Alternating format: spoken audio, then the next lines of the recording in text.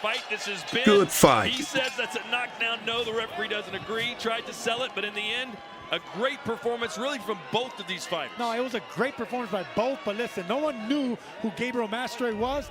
Now they know that name, and that's the reason he's celebrating. So let me say this. It wasn't supposed to be easy.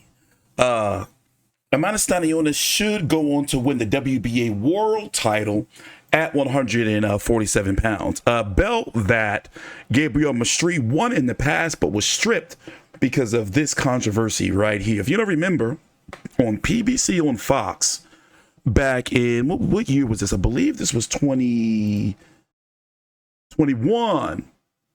He had defeated Mikhail Fox in what a lot of fans thought was a bad decision, robbery, whatever you want to call it. But turns out that it was a judge that has some very questionable content on her. I love her right here. On her social media, named Gabriel Rizzo, who had close ties to the WBA through her husband, from my understanding, and basically not to be too long-winded, it looks like Maestre was gifted a belt by this judge. So he was later stripped, I guess you can say, to no real fault of his own, but it was a big controversy back then. But let me say this.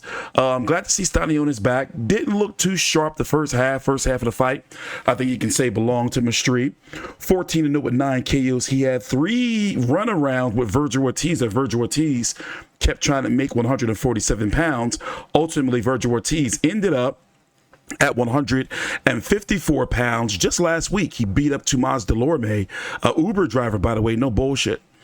A fighter who had no business at 154, 140-pounder.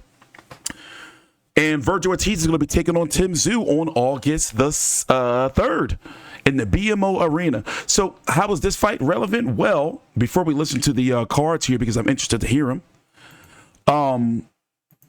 By the way, Stanionis hasn't fought since, it'll be 2 years.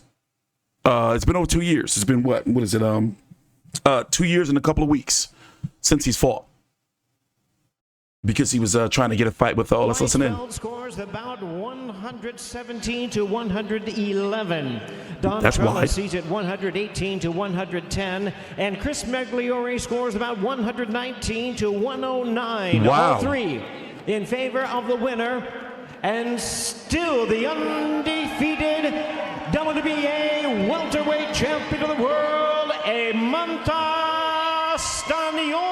Stanionis. Good win for Stanionis. I scored at 117, 111 in his favor as well. Just the cleaner punches were landed. Now he can look on to bigger and better That one card was bad. I think it was a lot closer. Well, next weekend, Maestre also is 37 years old. for a Where's he? super Venezuelan, featherweight right? contest. Is it Let me turn this down. Venezuelan fighter, right? Yeah, there you go.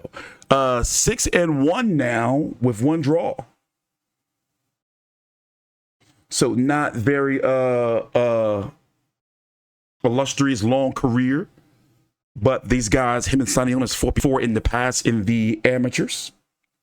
So as I was saying, going back down to 147, here's how it stands. Terence Crawford still is the full WBC and full WBA and WBO champion at 147 pounds.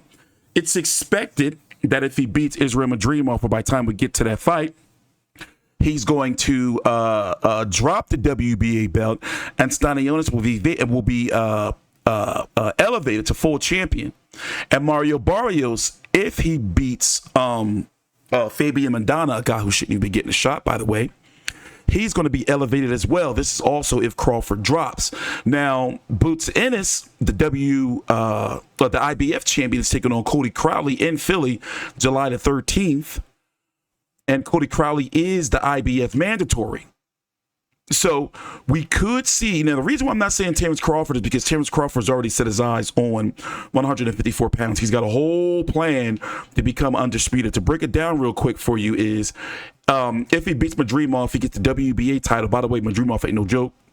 Then Sebastian Fundora has to fight him or drop that WBO belt. Crawford would be elevated because it's also for the WBO interim, meaning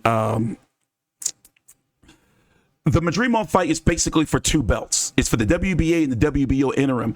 If Fundora doesn't fight Crawford by the end of the year or so, then, or early next year, then Crawford, if he wins, can have the WBA, WBO. And then Bakram Murtazaliev has the IBF, highly coveted. And Fundora will be left with the WBC. So, Crawford, I'm just going to say he's out of the 147-pound division. Now, we could see Mario Barrios versus Boots Ennis or Stanionis for a unification. Now that we see that the Saudis are working with PBC. So all 3 of those guys can fight now. Barrios can fight if he wins against Maidana. He can fight Ennis, Stanionis versus Ennis. Which one would I rather see? I would rather see Boots versus Stanionis if they can do that next. And Stanionis has got to be active. And don't be surprised if he's the next one to head. One of them, I think, is going to head over to the Saudis, either Barrios or Stanionis. That's the way I see it. And by the way, no post-fight interview. I want to see this. I'm a big Mad Max fan since I was a kid. First spinoff. Anyway, the 147-pound division, as you can see, it's top heavy, but can't really say it's really deep until the 140-pounders really move up, officially move up. For example, Conor Ben, Gabriel Maestre, well, he's a good fighter, but, you know, he's 37 years old, and he's going to be going back down a notch. He needs to be as active as he can. Josh Taylor, even though he's still fighting at 140 against Jack Catterall, as you can see, he's ranked right there. So it's a top-heavy division, but not really any really major needle movers outside of Boots Ennis and, frankly, Mario Barrios because of his Mexican heritage. But shout out to Stanionis. I'm not going to give him too much shit for this fight because Jose Ramirez looked like shit, too, last week. I'm not going to give him too much shit because he has been on this layoff and he's been really trying to be active, but he's been held up with Virgil Ortiz. Now, normally you would see that, another PBC fighter hasn't been active. In the case of Stanionis, he has been trying to be active, but once again, Virgil Ortiz kept getting injured. So with that being said, TstreeT Controversy with 5v360, shout out to Eimantas Stanionis. Nice quality, clear-cut win for him, and frankly was never a real fan of Gabriel Maestre. Thanks for watching. Please subscribe. I'm TstreeT Controversy with 5v360. You can follow me on Twitter down below. All the links to my social medias down below, and a list of the fights that I will be covering during this boxing season. Thanks for watching. Please subscribe.